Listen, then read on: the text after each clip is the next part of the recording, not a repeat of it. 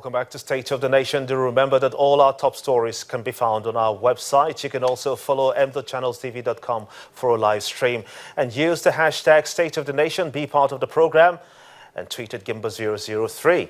Now, the dollar today stands at 1,305 to the naira. What implication for Nigeria's economy? We'll get an insight right now on the subject. Galtima Liman, a policy analyst and was a presidential candidate in the 2007 elections in Nigeria, joins me now in the studios. I want to thank you so much indeed for coming on the show at this time. It's a pleasure, Gimba. What do you make of the depreciating naira against the dollar? Well, you see, the value of a currency is a reflection of the strengths of the economy vis-a-vis the other trading partner, in this case, the United States of America's economy. And the dollar, it's a global currency. It's a currency that is used all over the world for oil trade, for shipping. So it has a sustainable base against a naira that is more or less a localized one. And so therefore, it's an issue of supply and demand. What is happening in the Nigerian economy is that we're coming out of an election. We're also coming out of a war economy, more on bullets and butter because of the insurgency and all that. So there's a lot of pressure on the dollar.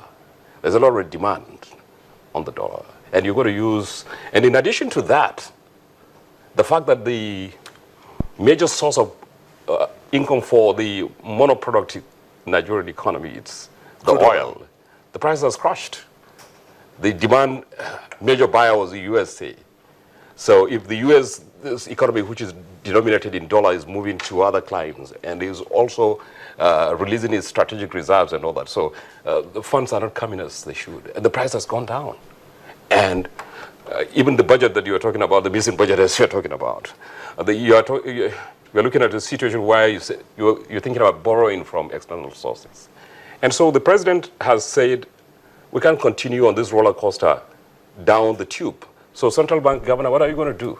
The first thing he did was quite impressive in terms of saving the credibility of the system, was to say, look, we need to have a single treasury account or whatever you call it. So that makes it easy for him to monitor that. And you also need the foreign exchange for essentials. And this is a president that is a very serious president that wants to turn around the national economy. And all these frivolities will not be done by the bureau de change and all that kind of a thing. So there's a complete, monitoring, limiting access to the dollar. And so that had put a tremendous amount of pressure on the demand. And even those that have excess funds in terms of the foreign exchange, that because of the corruption that everybody knows, cannot access it. The United Nations Security Council is watching terrorist funds that are floating, that are causing all sorts of problems worldwide. So huge funds are being watched. You can't access them. If they don't, how did you get them? So what is floating outside is very limited. What can the CBN do to the CBN cannot do nothing at the moment. There's nothing the CBN is doing at the moment that can immediately crush the only thing you could do to increase the size of a currency is to ginger export, is to reduce the pressure on frivolous imports and begin to now aggregate what you have in terms of the foreign exchange and begin, as a serious president, His Excellency Muhammadu Buhari is, he's trying to aggregate what funds he can do. It's not that Nigeria is, he may say is broke, but in terms of the asset base, Nigeria can never be broke. But, in terms of the cash liquidity, it may be broke for temporarily. So whatever thing they are getting from the looted funds, from the low income coming from the crude sales and all that, is being, aggregated for priority projects. So, and in addition to that, the sudden rise is that there's traditionally a pressure. December, January, a lot of diaspora people also come for holidays. So when they are going with these limited funds in terms of the foreign exchange, there's a lot of pressure for them to also, because when they come to spend on the families and all that kind of. So you'll see during this period of time, normally, very high rise in terms of the value of the US dollars and all that kind of. And in addition to that, the US economy is doing so well. It's doing well because China, that was a competition.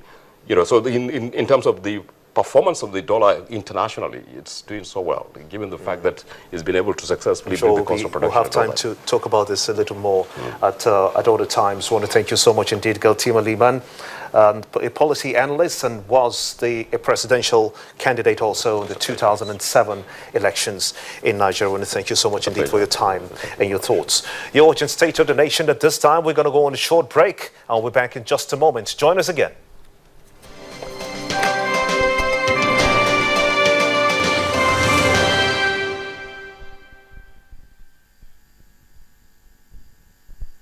Welcome back. Let's go now straight to Abuja to discuss the missing, as it were, in quotes, the switched budget, whichever you like to choose it. And let's be joined now to from our Abuja studio. He now joins us, Honorable Johnson. I want to thank you so much indeed for talking to us on State of the Nation. What do you make of a missing budget? Well, thank you very much. And first of all, let me wish everybody Happy New Year. But unfortunately, we are not experiencing a very wonderful New Year at this time in the history of Nigeria. You know, when you now look at what is happening, talking about the budget, it's been declared missing. Well, for me, it's a monumental fraud of the highest order in our democratic setting, that all over the world, when you watch CNN, you watch BBC, see how they are talking about our dear nation. This is not an issue, and we owe it to Nigerians to let them know what really took place.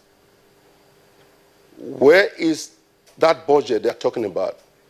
Today, the Senate have already admitted that the budget happened to be switched.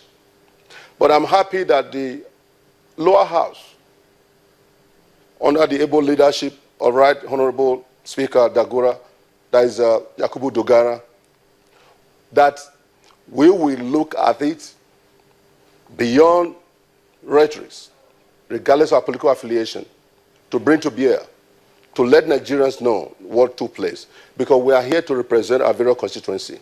What is important is for us to let them know what happened to that budget.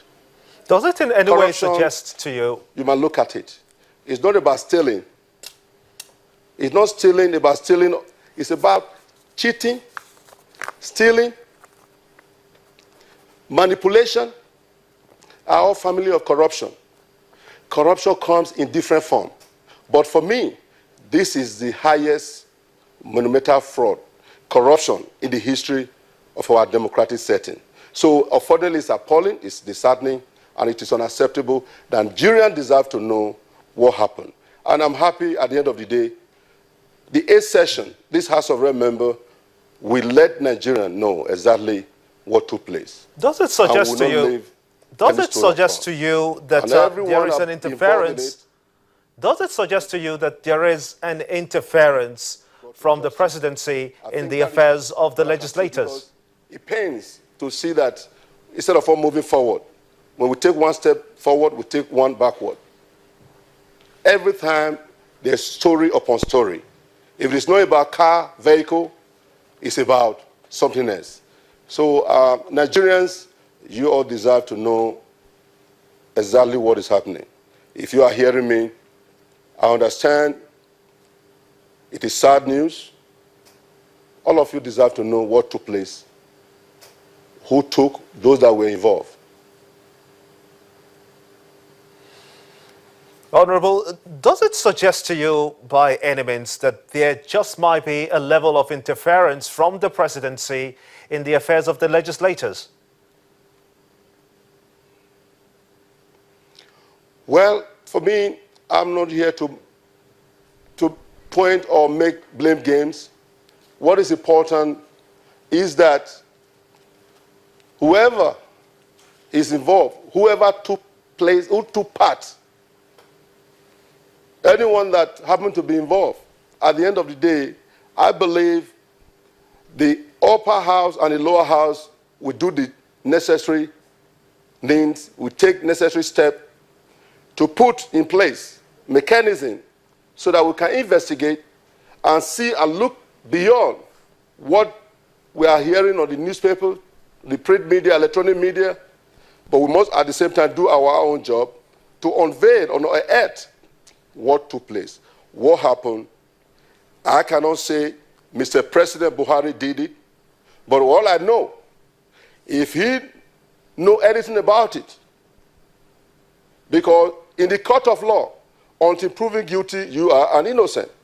But what you must also know in the public opinion court, when you see a crime be committed, failure to report that scene of crime, you are as guilty as the person who committed that crime.